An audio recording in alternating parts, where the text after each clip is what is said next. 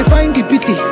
Tell Odogu say we like to party. Just call me. You want know 30 BG, you gon' know 30 BG when you see 30 BG, when you see 30 BG. You where they find the pity. Tell Odogu say we like to party. Just call me. You want know 30 BG, you gon' know 30 BG when you see 30 BG, when you see 30 BG. You where they find the pity. Tell Odogu say we like to party. Just call me. You want know 30 BG, you gon' know 30 BG when you see 30 BG, when you see 30 BG. You where they find the pity. Tell Odogu say we like to party. Just call me. You want know 30 BG, you gon' know 30 BG when you see 30 BG, when you see 30 BG. You where they find the pity. Tell Odogu say we like to party. Just call me. You want know 30 BG, you gon' know 30 BG when you see 30 BG, when you see 30 BG. You where they find the pity. Tell Odogu say we like to party. Just call me. You want know 30 BG, you gon' know 30 BG when you see 30 BG, when you see 30 BG. You where they find the pity. Tell Odogu say we like to party. Just call me. You want know 30 BG, you gon' know 30 BG when you see 30 BG, when you see 30 BG. You where they find the pity. Tell Odogu say we like to party. Just call me. You want know 30 BG, you gon' know 30 BG.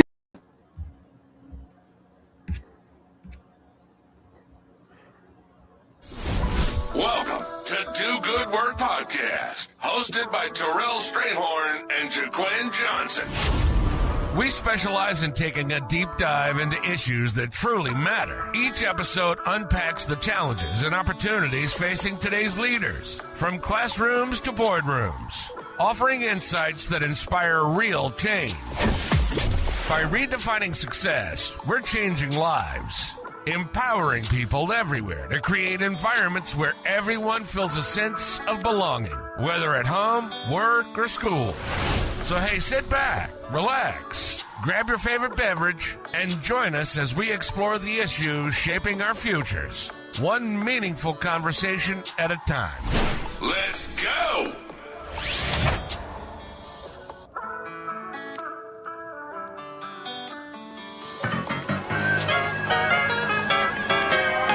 This little light of mine, I'm gonna let it shine. This little light of mine, I'm gonna let it shine. This little light of mine, I'm gonna let it shine.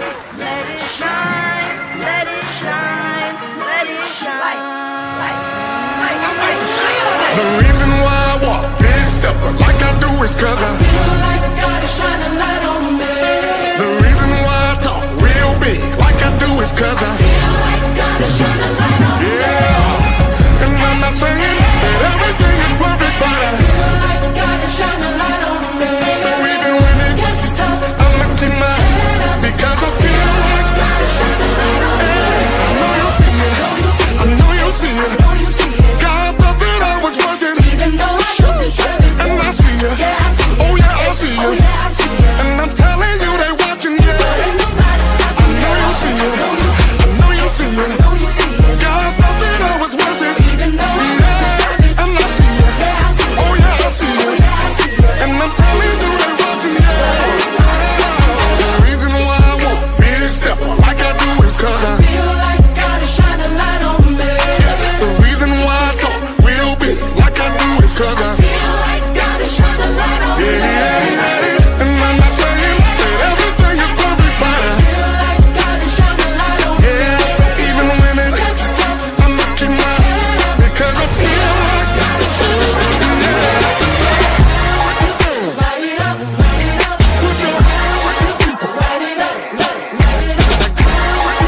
This is not a drill. Put your hand where your feet are. And it's about to you. Ladies and gentlemen, Every time I, this is not a drill. every time I, It's the B.O.B. bounce. every And it's about to get real. Let's go. It's about to get real. Let's go. It's about to get real. It's about to get. It's about to get real. All my best people. Yeah, there will be blessings on blessings. Favor of the Lord was upon me. In my hands, I have more than enough.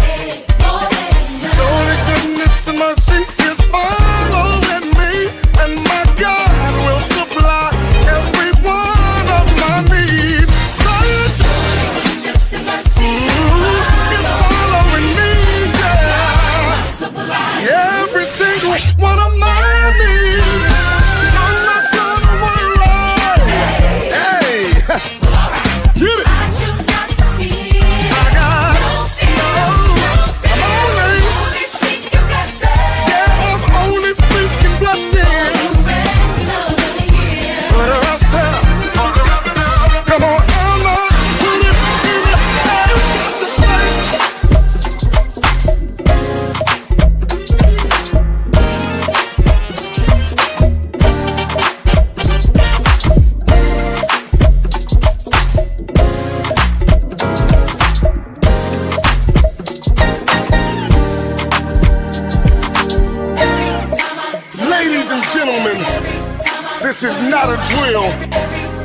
That's the B.O.B. bounce.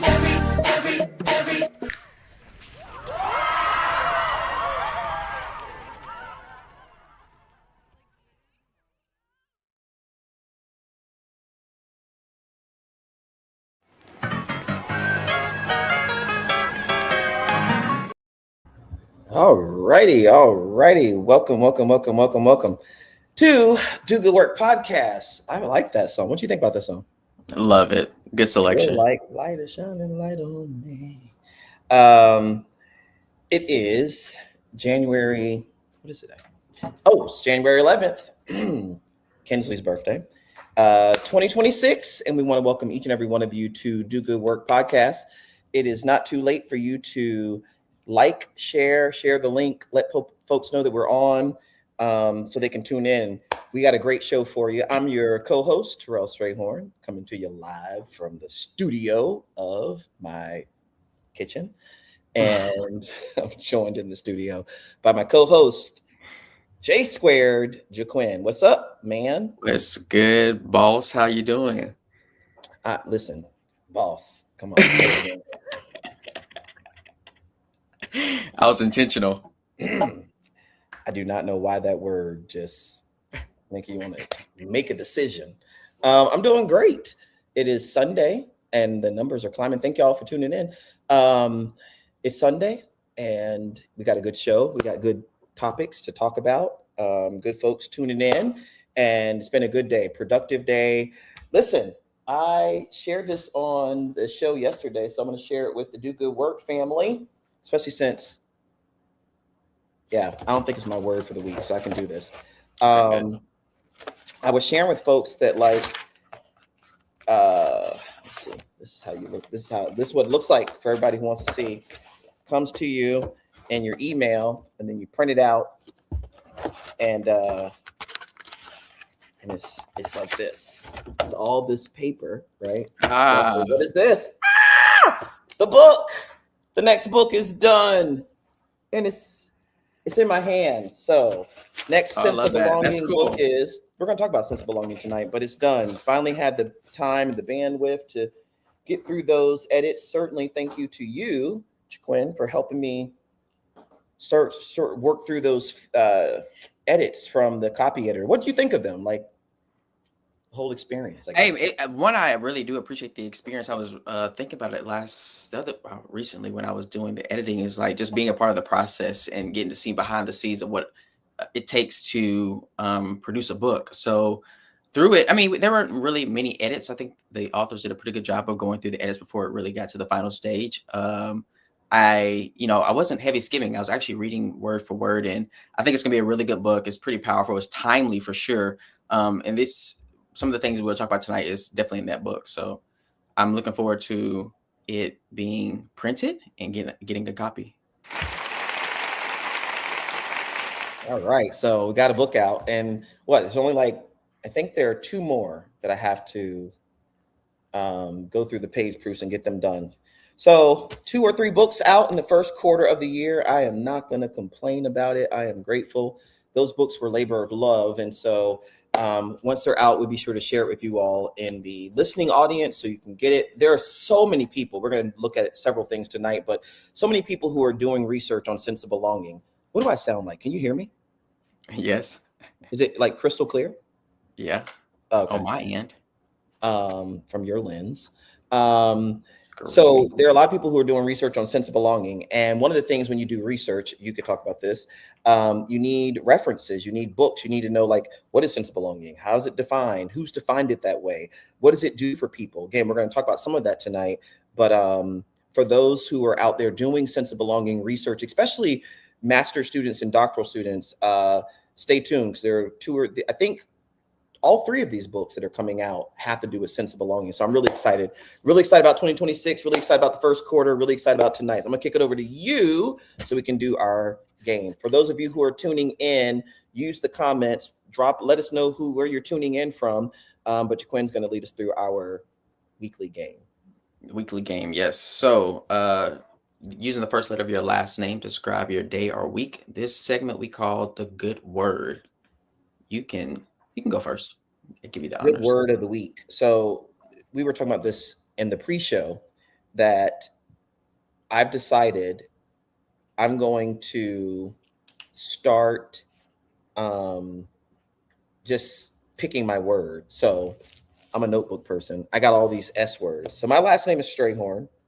And so I went through and I was like, I got to have some S words. I put a whole bunch of S words in my notebook. And I had been going through and selecting which one I wanted for the week, but I said, I'm not going to do that anymore. I'm just going to go through every week. I'm just going to pick a word. I'm going to mark it. And then that means we got at least 300 more episodes because I got that many words. You have that many S words? Literally, because it's like 3 rows of words. See? So my word for this week is going to be, I'm going to go with scientific. That fits. You know why? Because I am a social scientist. And that book does a lot of things, but one of the things it does, it puts forward the science of belonging. We're going to talk about it tonight in both segments of tonight, but scientific. And I'm feeling very scientific right now. So scientific. And this week, let me see this week. Oh yeah. So, this week was a cool week. We had a conference at work, 2-day conference. I saw our leadership conference. And this about me. Some people who are in my inner circle know this, but like, I love helping people. And I love being of use to people. Something that I know I value is like when I feel like I can help and make a contribution. So I said thank you to the conference conveners because a lot of people this week gave me an opportunity to contribute. So my president and my executive vice president gave me an opportunity to speak for an hour about leadership and some of those components and bring it all together. So that was a great opportunity to present at my own campus. You can go places and speak at other people's campuses, and I do that on a regular, but I do find it meaningful that I also am welcome to speak and present at my own campus. Sometimes it's hard. You can go out and do it, but it's hard to be respected, celebrated, appreciated at home. And I don't have that challenge at my institution because my colleagues and I, we collaborate, we cooperate, we do things. So that was one. Got to speak. The second thing is one of my colleagues was trying to do something with music, and I've been doing a lot with music these days. Y'all gonna hear some tonight. And I got to use those skills to help her. And so I used AI and technology to create a song for her. That was good. Another colleague, we spent half the day on computers. And so one of my colleagues wanted some help with her slides. I was able to help with that. Another colleague wanted help with some data. So I was doing some data analysis. So it was like 1, 2, 3, 4, 5 different colleagues I got to help. And all of those made me feel very, in part, scientific. That's my word. What about you? I love the ending. It's lovely. For me, well, one, I want to say, I guess you had a good week based on how you explained it. I can definitely hear the light in your voice, especially we spend so much time together. So hearing you say the things about your week, I can tell that you had a pretty good week. But for me, Johnson J, I have to go with jazz. You heard it here. You heard it earlier. Typically, I like to listen to music before, while I'm working or if I'm doing something. Music, constantly stays on. And one night, I'm playing YouTube. And, it goes through all these genres. You listen to it for so long, and it started playing jazz. And I was like, I'm kind of vibing to this. And I really was focused on the work I was doing, got lost into that. So I've been listening to more jazz music. And again, I think that the music has really helped me with my work because I'm kind of, by myself all the time for so long, just at the laptop. And recently this week, we were looking at Spring Showcase, which is an event that we have. And one of the questions that I had for the group was, why aren't 180 students not showing up to these events if they're admitted? So getting to drill down into the research was something that I enjoyed this week. Yeah. Good evening, Dean Freeman, Dr. Freeman, the Dean of Arts and Sciences, tuning in. We appreciate you being here. And we were just talking about you a little bit, kind of. So yeah, it's been an interesting week. But I think before we get into the first segment and the second segment and whatever else we have planned for tonight, tell us a little bit more about what you were working on. What is Spring Showcase for people who don't know? And I'll pick up a couple pieces while we go through it. Cool. So, Spring Showcase is an event that we have every year in the spring. Of course, that's why it's called Spring Showcase. Screaming. For admitted students. For So let admitted me guess. students. The one in the fall is called Fall Showcase. Yeah. Do y'all job. have Summer Showcase? No, it's called Preview Day, but not Summer Showcase. Lord have mercy. Somebody changed it to Summer Showcase. Okay, go ahead. Let's see. Yes, event for admitted students to come on campus and spend time with their academic departments. But something that we realized, or that I noticed by looking at previous years, was there were so many students who were not a lot, but there are a large number of students not attending the event, and we have a pretty good yield rate with this event. So I was wondering how can we get these students to come. And with that question led to, does it have to do with, having a scholarship completed or not, or deciding on if you have a major, if distance from home is a challenge for you in terms of coming to the event. All in all, kind of found that students within the 65 mile radius from campus who have decided major tend to show up to the event. What does that tell us? It tells us that because the event is so heavy on the academic side, the students who are undecided believe that the event is not for them. So what do? That's the question we have to answer on Monday. Yeah. So, I think this is interesting. That's why I was asking, maybe you could bring it up, is,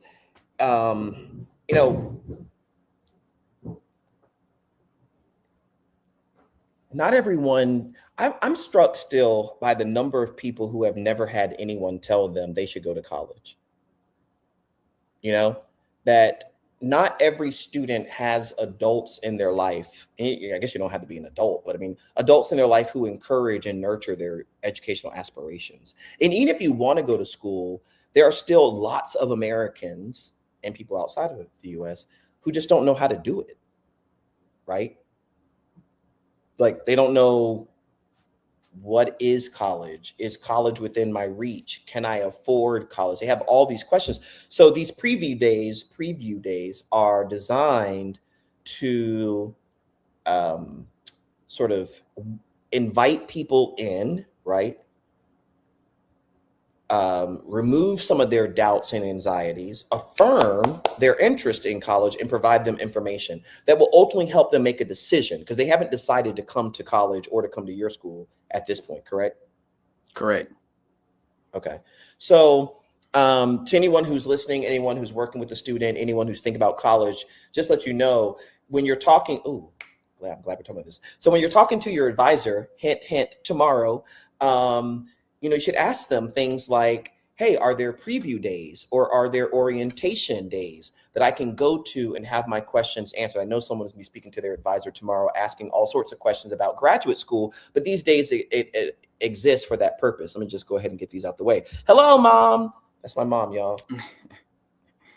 Love and light to you for being here. Hello, Ms. Wilson. We always appreciate you being here and blowing up the chat. Those of you who are out there, feel free to use the chat on any platform, particularly if you're on YouTube. And I think there might be another one that comes right into the studio. Sometimes we have to go to the page. I see some things popping up on LinkedIn, so I don't know if you're able to look at that, Jay. But anyway, these things are designed to demystify the higher education admissions process, because, this is, for those of you who don't know, I work in higher ed as a college administrator, tenured professor, center director, and I've been, provost, vice president. Jaquin is in higher ed, works in higher ed, has worked in enrollment management, admissions. And so one of the things that I think people, so here's a question I just got the other day, and I would love to hear your thoughts about it. So the question was, Do you really have to do so there is two parts. We're recording, we're going live. Good evening, Dr. Freeman. Thank you for being here. We love you, love and lights to you. Here's a question. Do you have to do the essay? And two, should you write it or can you just get AI to write it nowadays? Go. Do you have to write? This is for your admission application or scholarship application? Okay. Admission do you is have to what they write were that? talking about. Okay. If it's a requirement, yes. Some institutions don't require it, probably don't even have it. But, if it's optional, do you have to write the essay? No. Could it strengthen your application? Absolutely. That's why it's there. So I would suggest that you take the time to write the essay, continue to edit, ask others to read it before you submit. So give yourself enough time. If they have a deadline before a scholarship's open up, you have to be admitted at some point. Make sure you have time to get it done.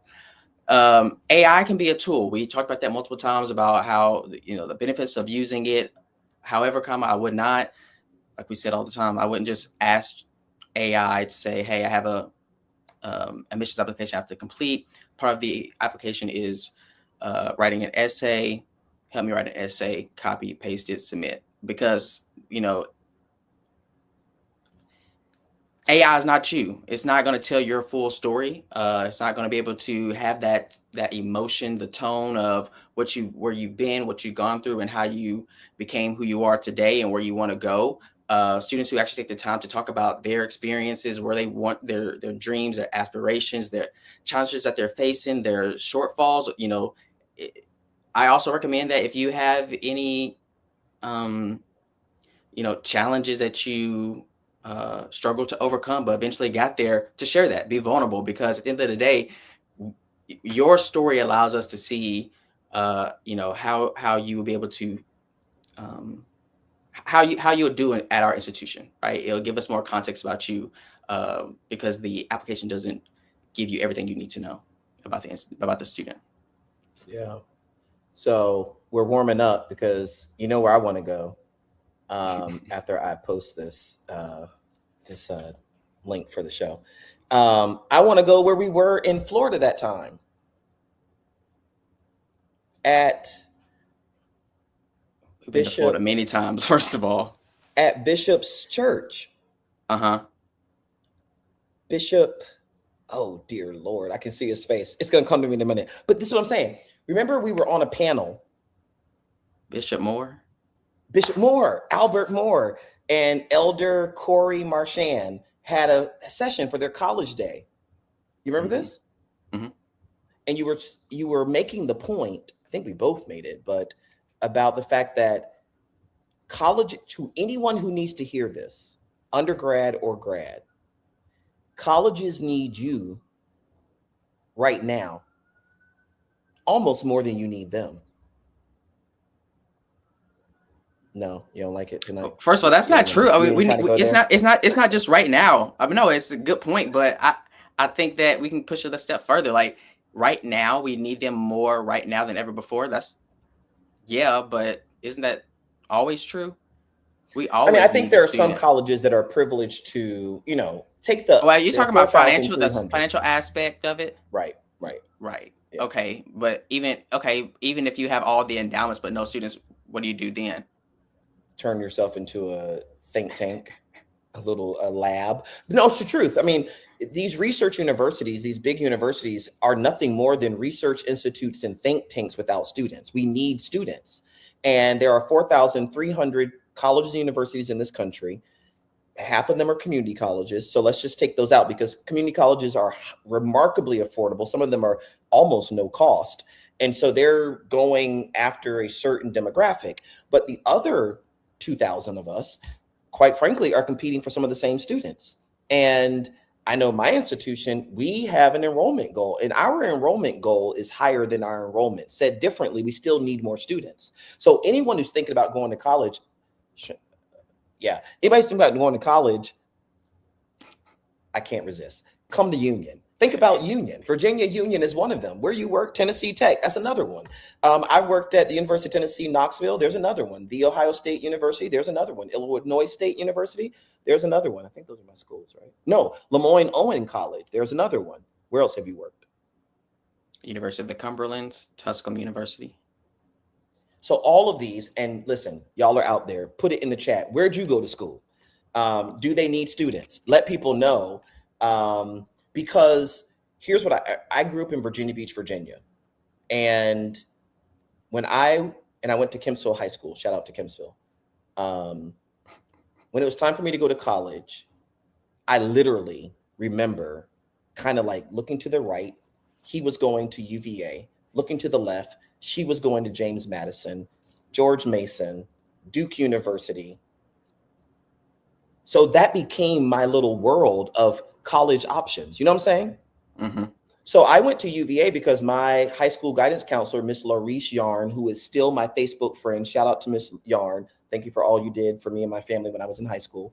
I went to UVA because people started saying things like smart kids go to UVA.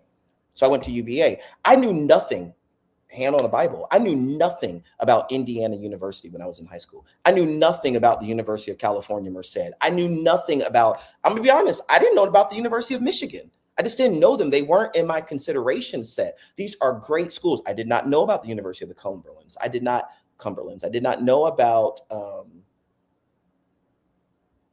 what's the other one? Not too much. I can't think of it. Tusculum. And I should have known about Tusculum because when I worked at the University of Tennessee, Knoxville, Exactly. my best friend in the faculty, Dr. Norma Mertz, her life friend and partner, worked at Tusculum. I always heard stories about Tusculum, and I was like, I didn't know what it was until years later I met you. So what are we saying? We're saying that there are people who could go to college, but there are all these myths and, misunderstanding and misconceptions and gaps in knowledge and gaps in opportunity that get in the way of them going. Therefore, because institutions need students, what they've been building are these orientation programs, these preview days, lots of different strategies to reach out to students and recruit them. I mean, you have worked as a recruiter. You have supervised teams of recruiters. There are institutions need students so badly that they pay people to go out and get the students for them, right? So part of what we have to do, I think we have this platform for, is to help demystify some of that for people. So to button up my comment, to tag you back in, is one, for anybody who's out there who's thinking about going to school, whether it's undergrad, grad, for-profit, not-for-profit, 2-year, 4-year, online or in person, if your application asks you for an essay, like meaning there's an essay box online, or I hope nobody's doing paper essays anymore or paper applications, but let's just say they are. If it asks for an essay, do it. I don't remember what you said about AI, but my thinking is AI is a tool. So if it can improve your grammar, if it can help you jumpstart your ideas, but like, hey, I got to write an essay for college, write my essay, copy, paste, don't do that. Because most universities have AI policies now, and there are a lot of AI detection software that people are using. And usually when it is like hook, line, and sinker, copy, paste, it boots out applications for jobs. It boots out applications for college. What I would say is write your essay the best you can, have AI clean it up, submit it, but do it. And I'll button up by saying, if you're looking for something to say in the essay, it's great to, one, name your interest in the school. I cannot tell you when I was on, I won't say the name of the school, but I was on the admissions for graduate education, and how many applications would come in, people who want their master's or doctorate from the school. And in their essay, they named another school. Yeah, you get that. Which just means you're being careless. And you think about it, we get so many applications. I mean, we had hundreds of applications for very few spots in that doctoral program. You're looking for reasons to screen people out. So you screen people out because they make careless errors like that. Write your essay. I'm interested in fill in the blank school. I'm interested in this program. This is the degree I want. Second, then why? Why this school? Why now? Why this program? What do you know about your interest in medicine, your interest in law, your interest in psychology, your interest in business? What do you want to do with it? And then I agree 500%. If there's anything you need to explain, your grades, the gap of time between your last degree and this one, what you've been doing, how you want to use your degree in a non-traditional way, use that last little piece, the last paragraph or so to do it. Now, in my experience, these essays are no more than a page or page and a half at most. What's yours? No more than 2 pages. Yeah. No more. Double space. Yeah, people don't have time to read more than that. All right, so we got some comments and then we'll get it started. Get it. Well, we already started, but get more into it. We need students to be admitted and persist to completion. That's right. So access without success is useless. What's the point of going to college if you're not going to graduate? Come on, somebody. 2-year community colleges rock. Yeah, we have some community college presidents in the lineup for this year, y'all. So, we'll do this later. We'll show you how to like and subscribe for those who haven't done that yet. But like and subscribe to the channel. Stay plugged in. We have some presidents of historically Black colleges. So Ms. Wilson's ahead of the game, of course. Wilberforce. Oh, you're a grad. Okay, HBCU fam in the house. I don't know Wilberforce's mascot. What are they? Do you know? All right, put in the chat, Miss Wilson. What is Wilberforce? But go Wilberforce. Now, we do know this. The former president of Wilberforce, Dr. Algenia Freeman, is a friend and supporter of Do Good Work. She's a very close friend and supporter of Do Good Work. And so she has helped, and supported lots of members of our academic family over the years. And so we got to get her on the show maybe one day. I'm sure she would love to do it. Dual credit, AKA early college programs, have given students more access and exposure. How do you feel about dual credit?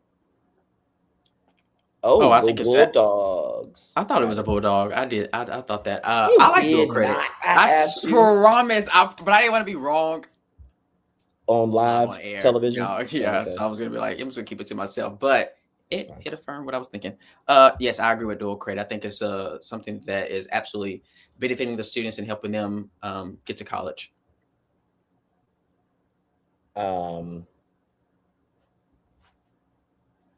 Yeah, I thank you. Folks are texting about the book. That's very kind.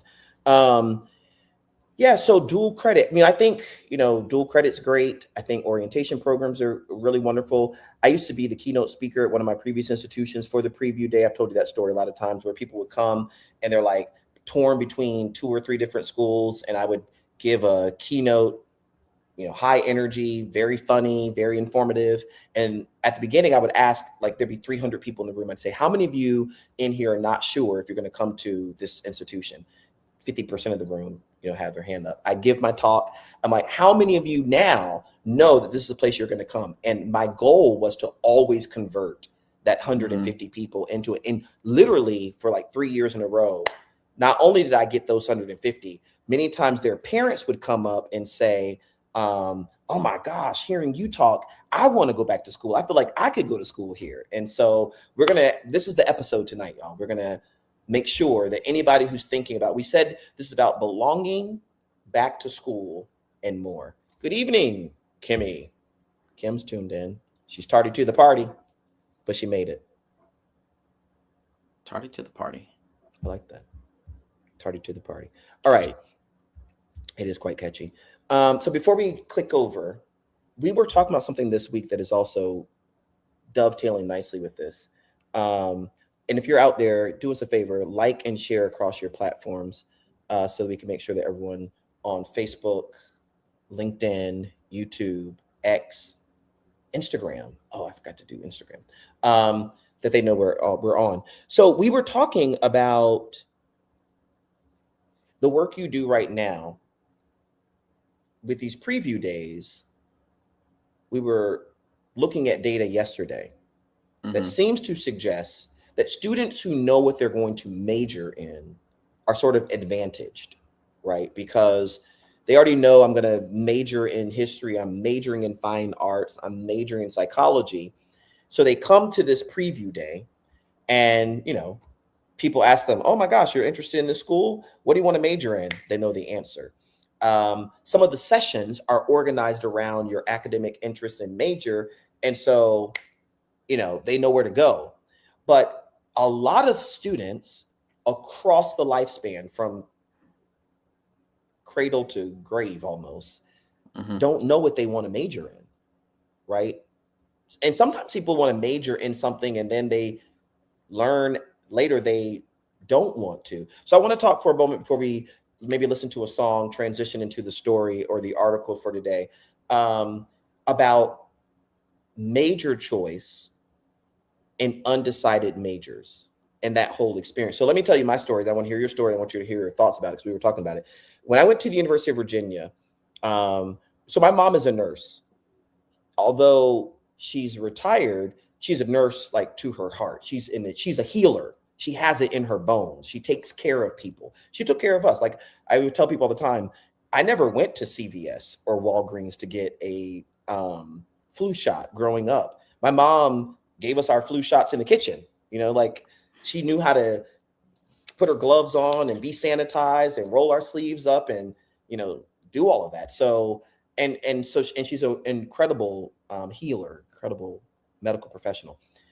So I think because of her, my uncle, Earl, who's now deceased, he was a cardiologist. And I was just telling one of my friends the other day, I had really good doctors growing up, Dr. Mosby and Gray. I don't know why I remember that. Those are my pediatricians, and many others. So because of this, I think I was predisposed to wanting to be a doctor. A medical doctor is what I thought I would be. And so when I went to UVA, my first thought was, I'm going to be a medical doctor. To be a medical doctor and go to medical school, I must major in biology. That was my first major.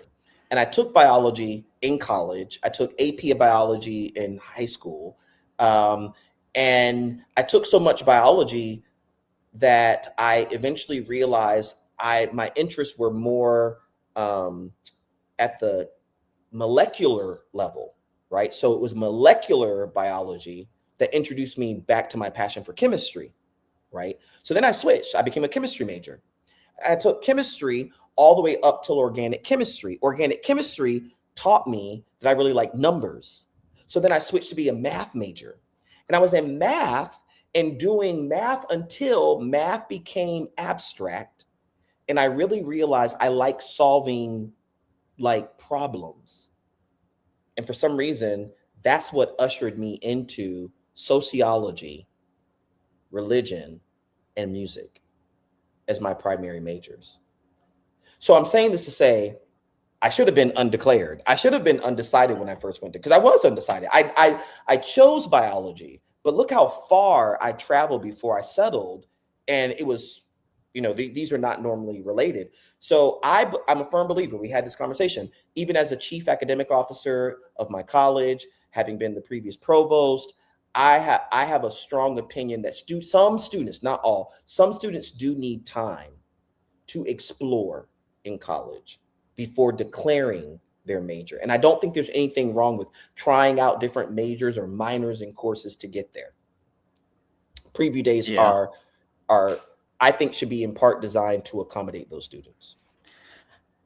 And I will touch on that after. So like for me, my experience was much different in choosing a major. Both my parents were in education. I remember going every summer to my mom's classroom, organizing her class, getting it prepared for the next year. I remember going to her professional development meetings, sitting there acting like I'm taking notes, getting ready for the school year.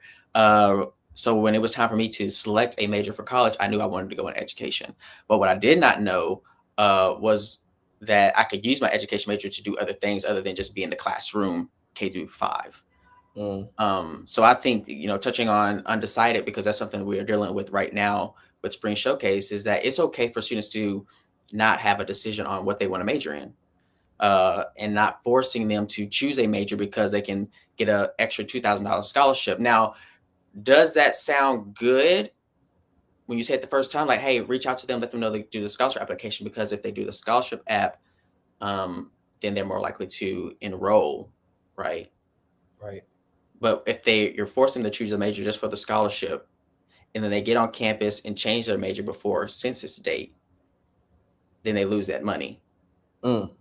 So it's a setup, right? You are thinking more about, oh, as an enrollment counselor or enrollment management, I just need to get the numbers up as much as possible, not realizing the long-term harm you're causing the student, right? So now that they came into this expecting an extra $2,000, they changed their major because you never told them, hey, if you change your major before this date, you lose the money.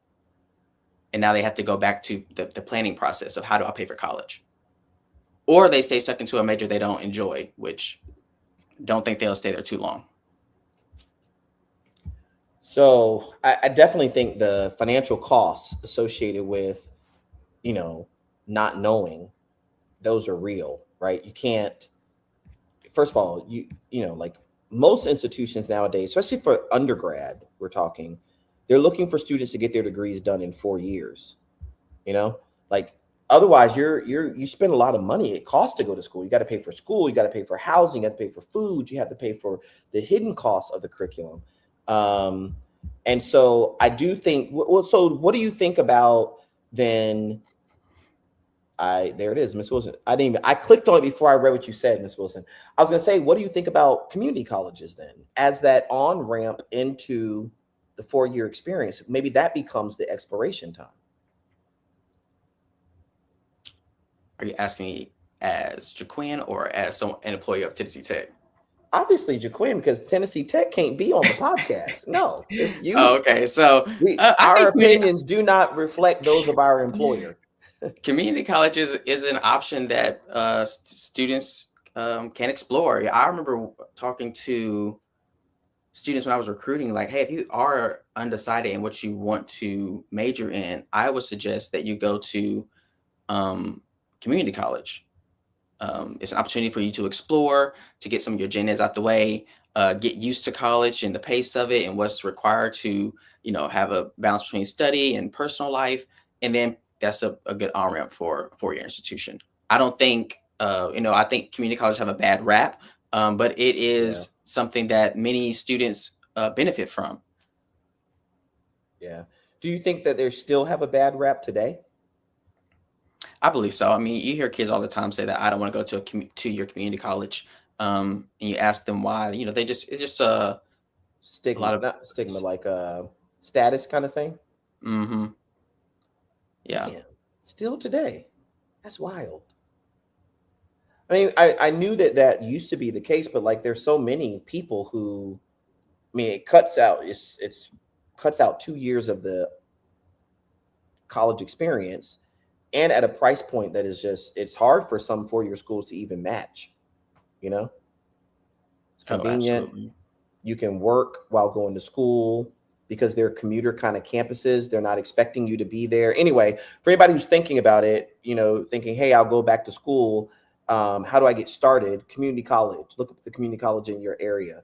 And like I said, we're going to have some community college presidents on the show. And when they come, they can sell their institutions.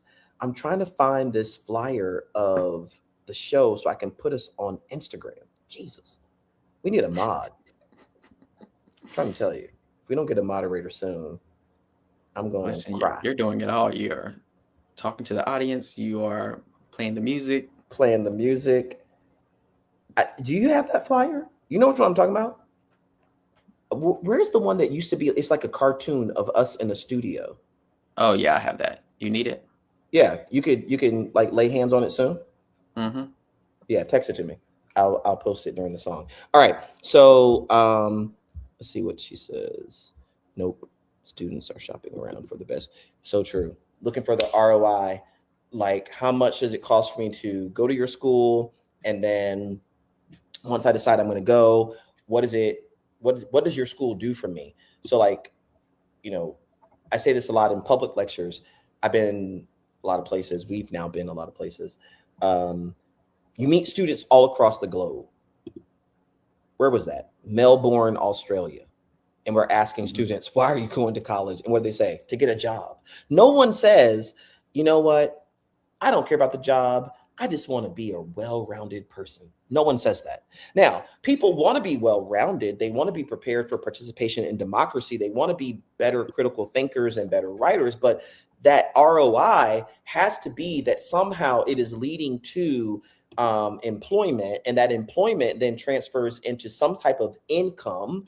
And if the outcome of college ain't income, they don't want it. They want income that allows them to live their best life. We call it economic and social mobility at my current institution, but it ought to pay off. College should pay off. We're going to come to that. That's the second segment of tonight, actually, that it's got to pay off. And we got some reason to believe that people are concerned about this. But before we do that, I'm going to play a quick song, and then we're going to come back. Jaquin's going to introduce our first part around this article and the study, and then we will maybe do something else. So again, thank you all for being here, for tuning in. We truly appreciate you for being here. It's never too late to like and subscribe to the channel.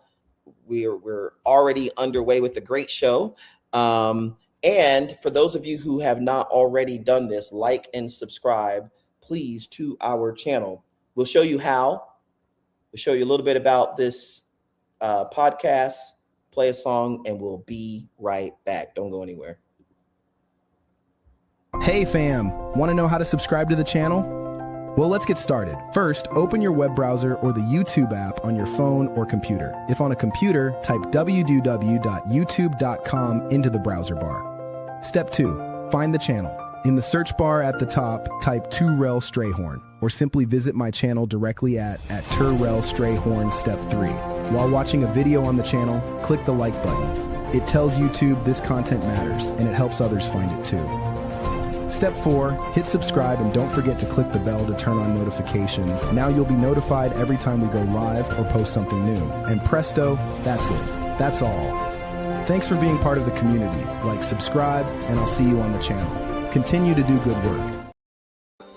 What does it truly mean to do good work? It's not just about excellence, it's about making a real difference. Do Good Work podcast explores how impactful work can transform lives and communities. Join us every Sunday at 8 p.m. Eastern, 7 p.m. Central for the Do Good Work podcast. Stream live on Spotify, YouTube, Facebook, LinkedIn, and X. Be part of a community that values meaningful change. Our mission is to highlight leaders, educators, politicians, and change makers everywhere. We redefine success by showcasing stories of transformation, liberation, and innovation. In each episode, discover how individuals like yourself can and are making a difference. Through inspiring stories, we aim to ignite your passion for change. Learn from those who are not just succeeding, but are also impacting lives positively. Subscribe to our YouTube channel for the latest episodes. Follow us on social media for updates and behind-the-scenes content. Stay connected and be part of our growing community. Engagement is key. Drop comments in the chat. And know your support helps us continue to bring impactful stories to light. Double tap and show some love for the work that truly matters. Missed an episode? No worries. Catch up on past episodes for more insights and inspiration. Each story offers a unique perspective on doing good work. Revisit powerful conversations and learn from diverse voices. Every episode is a chance to gain new understanding and motivation. Don't just do something good. By subscribing and engaging with us every Sunday, you'll be part of a movement that values meaningful impact. Call to action, subscribe, watch, and engage with us every Sunday. Let's make a difference together. Do good work.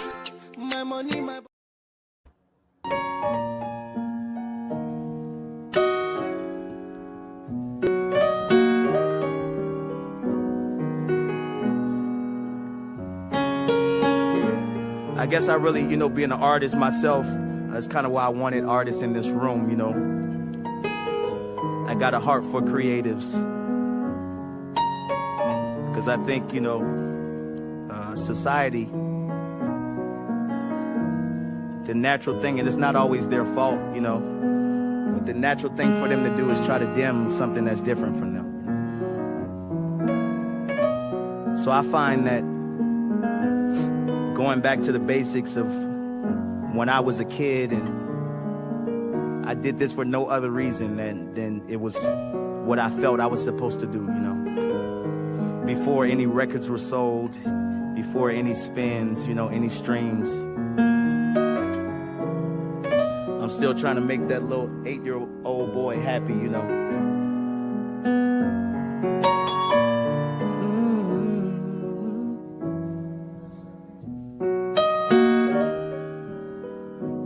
Yeah. See, I'm going back to all those dreams I once had. Before I let all these things in my head, my 8-year-old self would be so disappointed.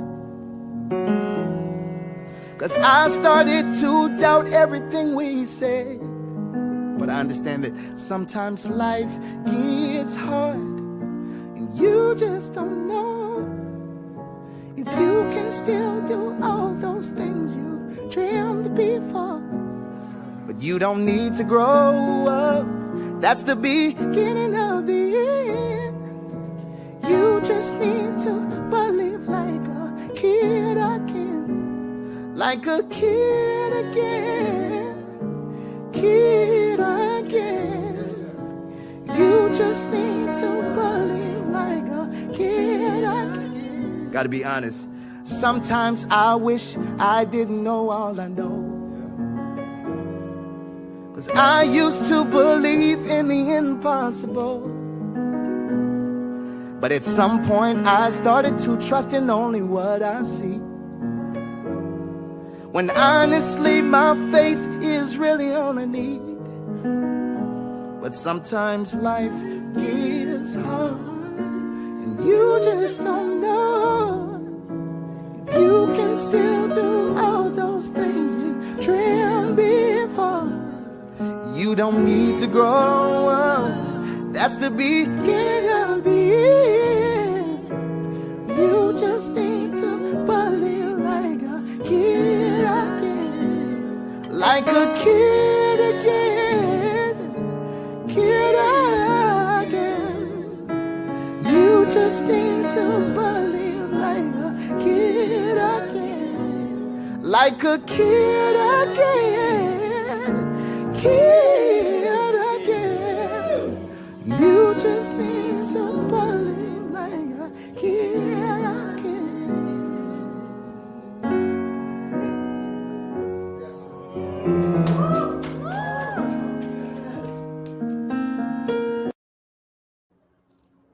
Woo!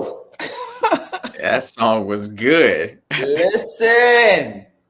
Oh my gosh, that is my jam. I'm trying to tell you. Okay. All right. That puts me in the place. The maestro, Wow. DJ Morton. I told you, like, I heard him live in Houston the other week. I was just like, Yeah, that's good. You it's a just good song. showed me some new music to tap into, so I'm gonna have to look him up and listen to his music. It's the words. Listen, I got to tell you, I was in the airport when. So I love. He reminds me of Major. Yeah, he does Major have music. a major feel. He's like a major. He's like a Molly Music. He has some Jonathan McReynolds in him. But so I love his music. I like musicians, right? Because as a musician, I like people who can sing and play. Like, it's one thing to be able to sing, but to be able to produce your music is different. And then he's like an acoustic piano kind of guy, so he got a little beanie thing going on. So I was like in the airport listening to him. I hadn't heard this song before. I'm sitting in the airport lounge, and this song comes on and just breaks through my headset. I hear it once, I play it back again. I play it back again. It's them words. Mm-hmm. He's a very talented musician, but he's a really incredible songwriter. You know, to be able to put to, and then like his, I'm going back to all those things I once had. Oh my God. Before I let all these things in my head. My 8-year-old self would be so disappointed. Come on now. Because I started to doubt everything we said. But sometimes life gets hard, and you just don't know. You can still do all those things you dreamed before. That quick like switching over to his falsetto, boy, I was in that lounge crying, like tearing up. Look, people like passing me little napkins, like, because you think about it, like what? His name is PJ Morton, Miss Wilson. PJ Morton. PJ Morton, look him up. He's actually Bishop Paul Morton's son. She said, "Take us to church." Yeah, don't make me start singing. And if I had my kids, but no. So I was thinking about this today. Do you remember, like, what kind of kid were you? I remember being a kid. So I grew up in Virginia Beach, Virginia. My mom and dad lived down the street from I think it's a YMCA. And me and my sister would go to the YMCA, like in the evening. My mom and dad protected us, so we couldn't just do anything, but we could go to the YMCA or the rec center, whatever it was called. And I remember getting in the swings, and I would swing sometimes. And while swinging, I would act like I'm a pilot. And I'd be like, I'm flying through the air. And so, I would jump out of the swing and it would throw me. And I put my arm out like I could fly. And I believed I could fly.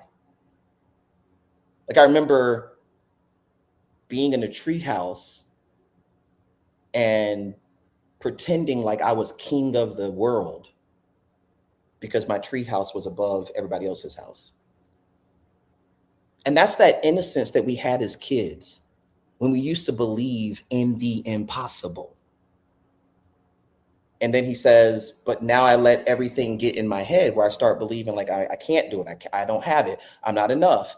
All the things that belonging becomes so important for, right? But like as kids, we didn't have this. We didn't have these feelings. We could imagine, we could dream. The sky was the limit anyway. Yeah, that's I love it. Yeah, for sure. I agree. Just let him go when he gets there. Same holds true for what we're talking about right now, especially in terms of higher education. We can go in other, areas too. But there are so many students out there who just believe that they can go to college and graduate and get a good career and move up in the company or move up in their area of expertise. But there are barriers before they even get there. Some of those barriers comes in the form of an application. Some comes in the form of auditing your transcript because of your grades. Some come in the form of not knowing how to navigate higher education. Like there's so many barriers that can cause one to fall off and not graduate at the institution. We just recently read a study from Wake Forest University examining the relationship between sense of belonging and graduation rates. And they found that students who rated their sense of belonging in the second year 1 point higher, so like going from like neutral to agree, were 3.4 times more likely to graduate, right? So how does that happen? One, when students feel a sense of belonging that that institutions paying attention to them, that the practices in place, the policies set, the power sharing dynamics are written in a way that supports students, right? That understands who they're serving, and not writing AI policies that cost them immediate what's called suspension from the school, right? But talking to them about, hey, here's how to properly use AI in your coursework, X, Y, and Z, or addressing hurdles and registering for classes, right? What happens if the system goes down? What happens if you register before, or you register a little late than your peers and you don't get the class that you need to graduate? Like, what's your next step? How are institutions clearly explaining next steps and why they matter, so students understand, like, I have to get this done. There are different ways. Sense of belonging doesn't have to be costly, right? There are small micro actions that you can do to make someone feel like they matter on your campus. Right. Yeah, absolutely. And so let's get into it. You have an article. Why this thing is not letting me move these things up and down, but you have an article, right? About belonging. I do. The one I shared with you earlier. Yeah. Now I can't show it now. I mean, but just let's talk about it. It's a study. You going to introduce it? Yeah, so the study, what is it? They again examined college students at 2 and 4 year institutions, looking at their sense of belonging and if it correlates to graduation rates within 4 to 6 years. And they saw that, or it revealed that belonging is a strong indicator of graduation rate. Say it again for the people in the back. A strong indicator for, belonging is a strong indicator for students graduating. Yeah, so if we want students to graduate, one way you do it is by getting them to feel a sense of belonging. And some people will say, well, okay, that's not rocket science, but it is science, but it doesn't have to be rocket science. Sense of belonging is interesting. So in this piece, they measured it with a single item, it seems like, where they asked, students were asked, I feel that I am part of my school, right? And they rated this on a scale of 1 to 5. I am part of my school. I am part of my school. Any thoughts about that particular measure? I think it's, something I agree with it. One, I think we've used that before. But again, think about the question, like, I feel part of the institution that I am enrolled at. So what, that looks like many different things. I think of it as like, are you connected, involved, and engaged? Do you have people on campus that are a part of your community? Are you, the traditions and the norms at that particular institution? Does it make you, do those things make you feel part of that? Yeah. The norms of the institution. Mm-hmm. Well, I think the other piece of the article was talking about the incremental boost or incremental increase in belonging. So students who felt like they felt a stronger sense of belonging in their second year, even incrementally, like it doesn't have to be a major shift, but like even just a little bit more in their second year than their first year, were more likely to graduate than those who did not feel that, right? So, I think part of this is about what happens and what are we doing in colleges and universities, or schools for that matter, that really increase, facilitate, boost, nurture, raise student sense of belonging. And I went through all those words because, like, a lot of times people say things like they talk like belonging is static. Belonging's not static. It doesn't stay the same, right? When I first moved into this neighborhood where I live right now, I didn't really feel like, well, one, I didn't feel an immediate sense of belonging, but you'll think about this because the theory of belonging links belonging to safety and security. And so, like, I remember people in my family saying, well, you're living downtown, you got to be safe. And so they kept telling me all these stats and stuff about downtown, right? And so because I started feeling anxious and a little worried about my safety, and I also didn't know the area, I did not feel a very strong sense of belonging initially. But after I've lived here, had no safety, security issues, knock on wood, have gotten to know my neighbors, have loved being able to walk to a coffee shop and walk to a restaurant and walk to the train. All of a sudden, all of these micro moments accumulate and add up to where now I do feel a sense of belonging here, right? A year later, it's not a year, 6 months later, I feel a stronger sense of belonging than when I first moved here because there are things that have happened. I've been out. People have invited me in. I know more about the area. We had summer festivals right outside my door. So those are metaphors or examples of stuff that we could do in college, right? When we have celebrations, pep rallies, welcome weeks, orientations, what'd you call them earlier? Preview days, advising sessions that go well. Students can be involved in clubs and organizations. That's what that book, the new book, is about, all about campus involvement and belonging.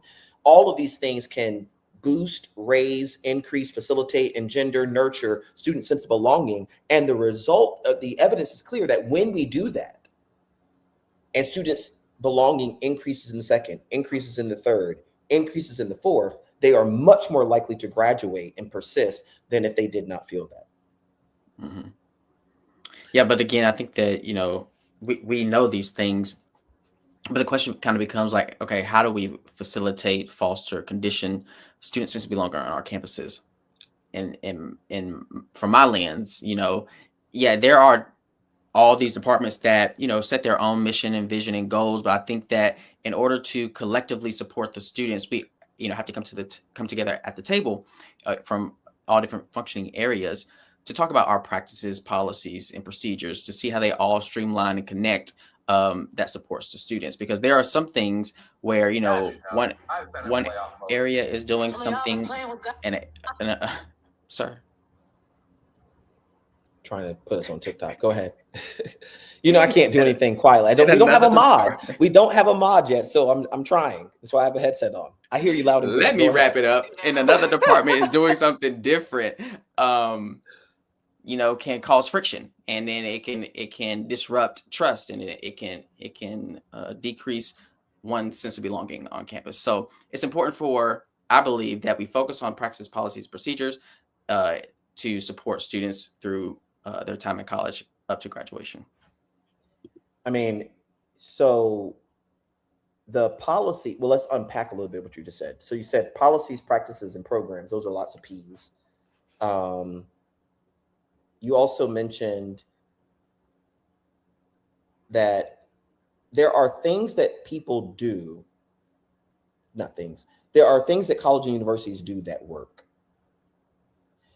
The thing we don't talk enough about is that there are things that colleges and universities do that don't work, that actually don't boost belonging at all. And in some instances, they can compromise, reduce, deflate, if that's the word you would use, belonging. So just like on a programmatic front, belonging is about mattering. It's this sense that I feel like I belong when I feel like I matter. I feel like I matter when people know my name.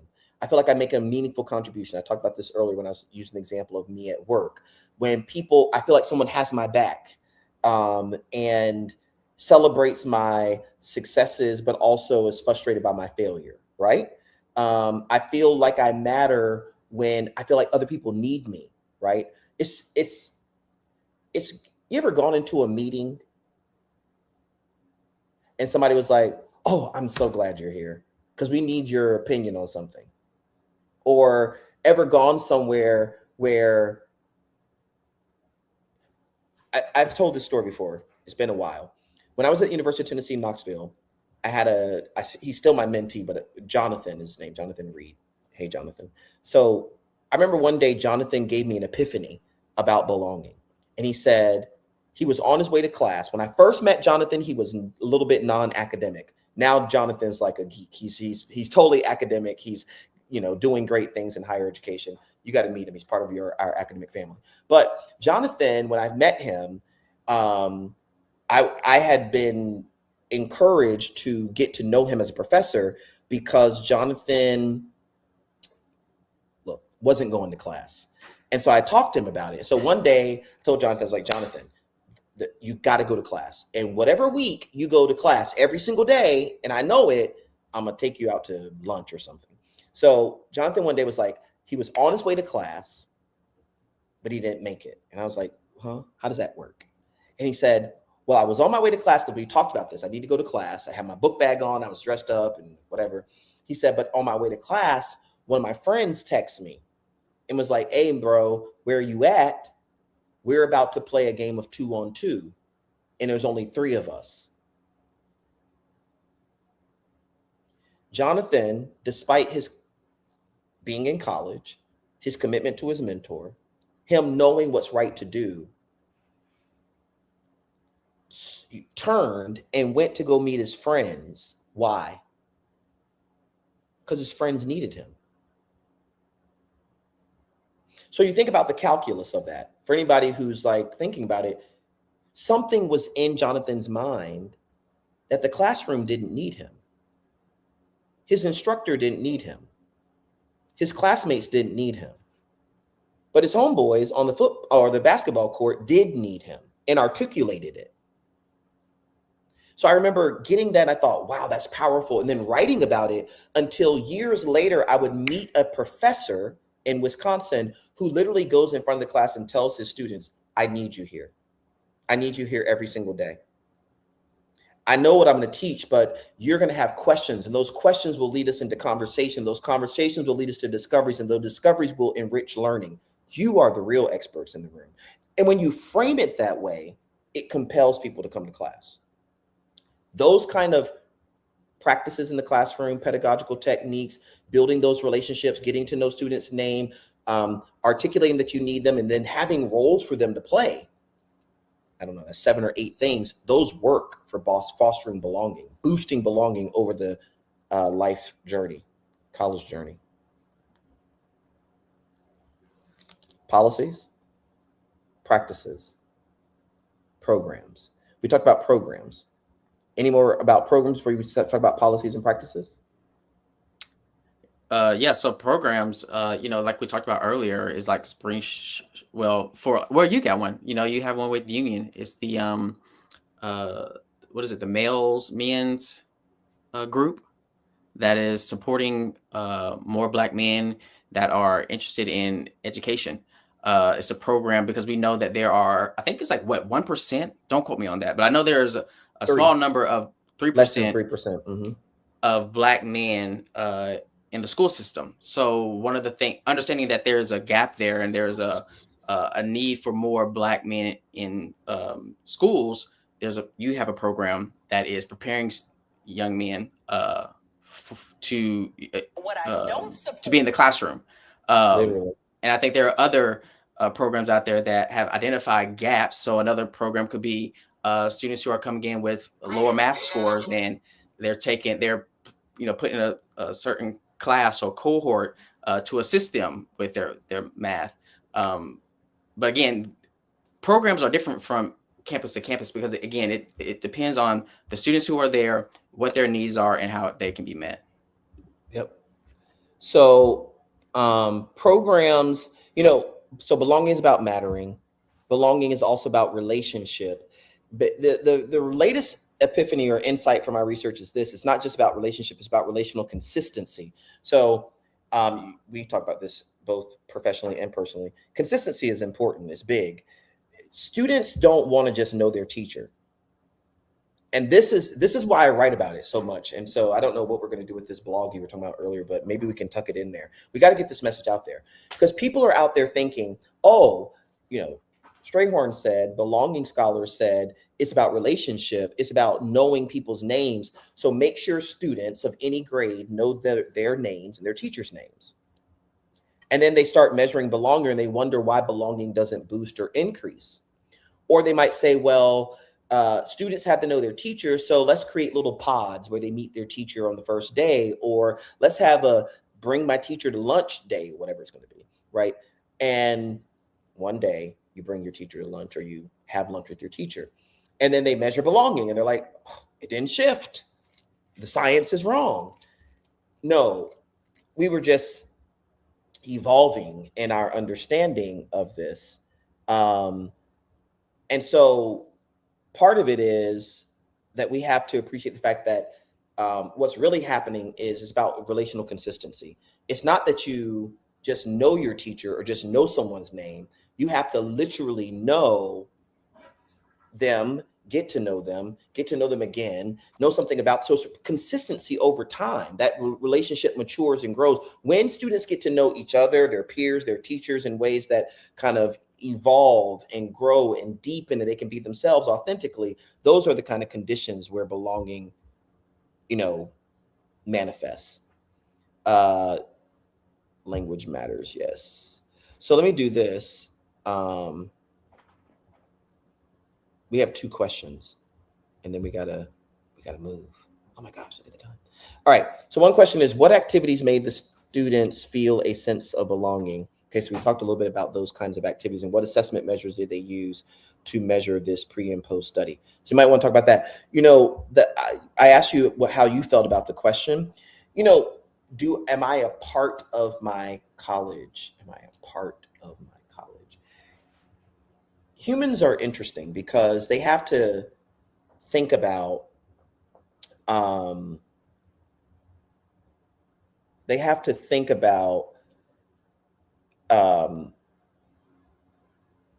words. So am I a part of my college? If I'm a part, sometimes people can answer that like, yes, I'm a part, but you didn't ask me if I'm a meaningful part. You didn't ask me if I'm a valued part. So although I think the question probably taps some aspect of belonging, my critique of it is belonging is not about mere membership, right? It's about the quality and the nature of that membership experience. People feel a sense of belonging when they feel like they are bona fide members, valued members, contributing members, celebrated members, included members, not just a part, because you could be tolerated as a part of something. And so I would probably argue that the results of that study are probably greater than what was published if that's the only item of belonging, because it's not just about being part, it's about being, there are qualifiers to this word. As the science has matured, we kind of know that. Anything you'd add there? I agree with that. And then is the sense of belonging the responsibility of the student, the institution, or both? You can take that. Yeah, definitely. I think I will lean more towards both. I think it's a consistent relationship that evolves over time. The student has to want to be a part of that relationship. So too does the institution. Like, you can't force a student to be a part of the campus or feel a sense of belonging. So it is a two-way street that, the institution provides activities on campus and things for them to do and enjoy and be a part of. It's the student's responsibility to, participate in those things that are being offered, right? So I do believe it's a two-way street. I think building and facilitating and nurturing a sense of belonging takes great work and responsibility and direction on the institution's part, but so too on the student's side of things. Yeah, it reminds me of some time ago, we had talked about, I spoke at a community college. I think this was around the time I spoke at a community college that would go unnamed. And I was sharing with you that particular president literally called me and asked and said, when you come visit, could you be sure to point out that belonging is not only the president's responsibility, right? That it's not just the institution's responsibility. So the institution, for example, has to, if we know that we're enrolling students who come from all different walks of life, they have all sorts of questions and anxieties and fears about college, they have unmet financial need, that some of our students are, because we have done the work of recruiting them there. Some of them are living with disabilities. Some of them are differently prepared for college. I'm just going to stop there because I'm going to get too much in my head.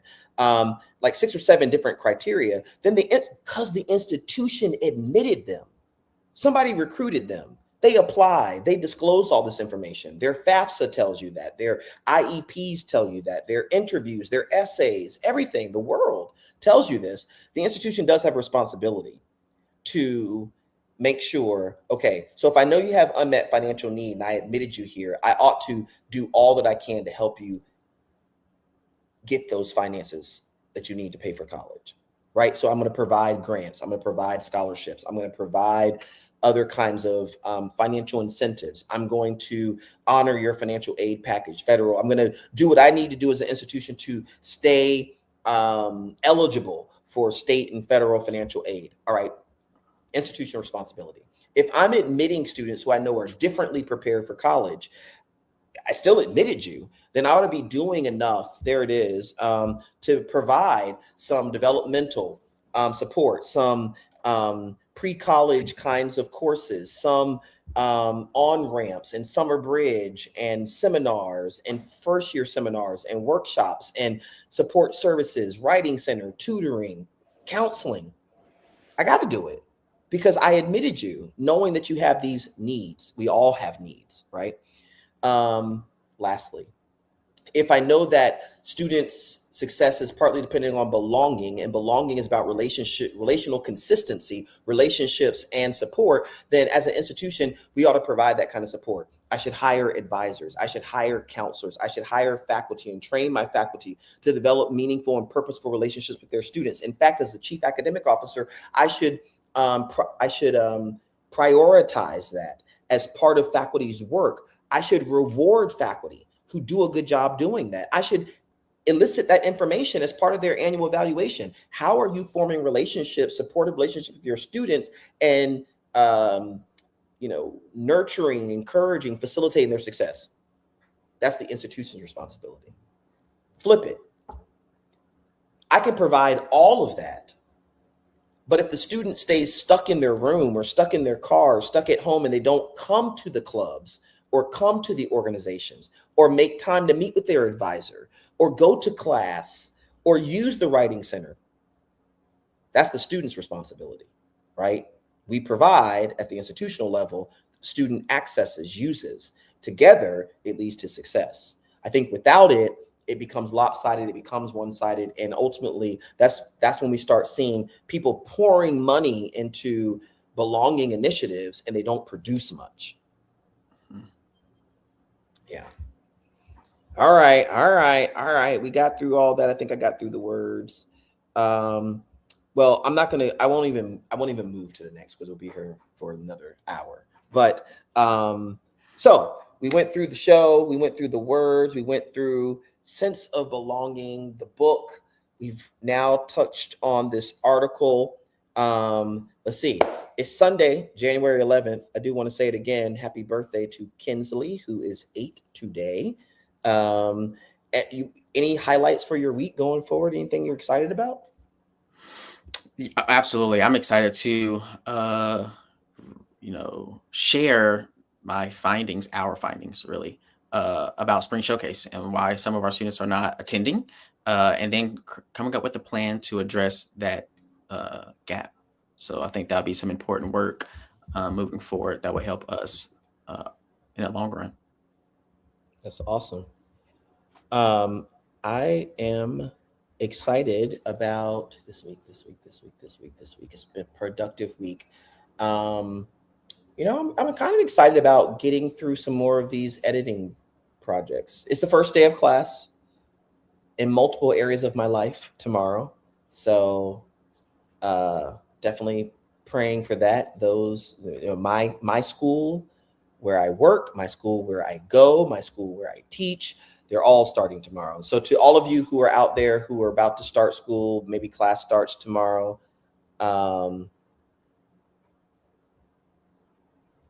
Yeah, we could do that. We'll make sure we have some QR codes for the journal articles for next week, for next show. Thank you for that. Let's make sure we remember that. But for those of you who are starting school tomorrow, remember, take a deep breath. You got this. It's the spring semester. Spring semester is a good one. It kind of goes by pretty quickly. But, if you're sitting there and you're doubting yourself and you're worried that something, you might be missing something, be sure to give yourself grace. Listen, I said it on the show yesterday. For those things that, like that negativity, you don't have it, you're not enough, I don't want to go back, I barely made it through the first semester in the fall, I'm not going to make it through the spring, leave all that on the mat. Let that go. Don't feed that at all. It's not true. It's false evidence appearing real. Fear, F-E-A-R, right? Every single thing that you need to be successful in school, you have. It is inside of you. And so go forward, believe in yourself. But listen to what we said tonight in the episode. Access, if you stumble, you bump into something, you have a hard time, institutions need you. They provide support. So ask someone. Smart people ask for help. And we all have needs. We just differ in the kinds of needs that we have. Some people need financial support. Some people need counseling support, emotional support, academic support, writing support, tutoring support, transportation support, housing support, whatever it might be. It's there. And if it's not there at your institution, then like someone did, we're going to do this next week. Someone wrote to us on LinkedIn, reach out. We can connect you to people. We're connected to folks across institutions. We can connect you to people. That's right. Closed mouth does not get fed. But remember, when you go out here, don't be afraid tomorrow with class starting. Don't be afraid to do something. Y'all know what we call it. We like to say, do something good. Do something kind. Say hi to someone. Loan a pen to your classmate. Record the lecture and share it with your study buddies. Tell your professor they did a good job. Pat them on the back and say, good job today, professor. Whether you're in person or studying online, pour more good and light into the world. And so just remember, every single day is a gift. We're going to close with a song, and then we're going to be out for this episode of Do Good Work Podcast. We'll see you next week. Same time, same channel. Until then, peace.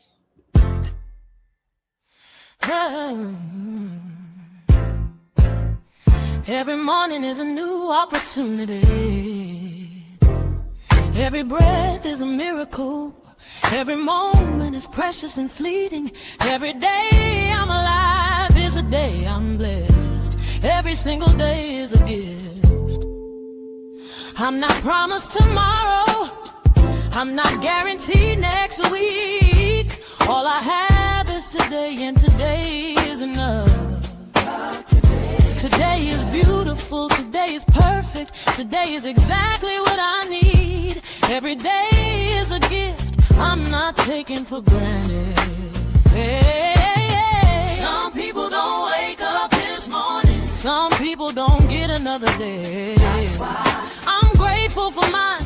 That's why I'm appreciating every second. That's why I'm making it.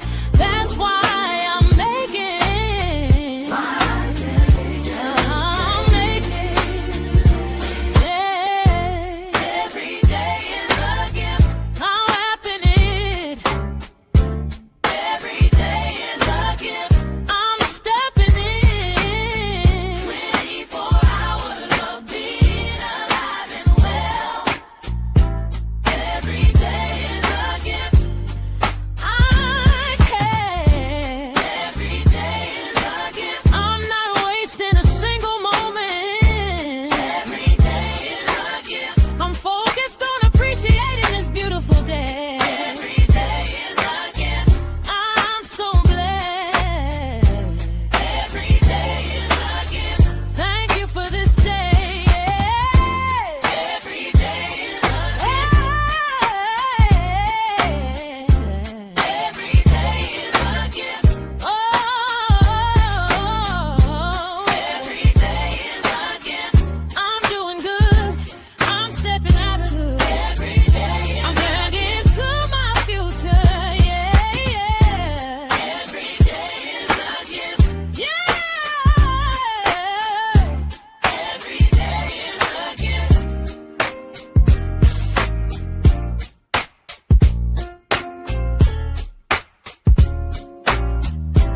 Every day is a gift. Yeah.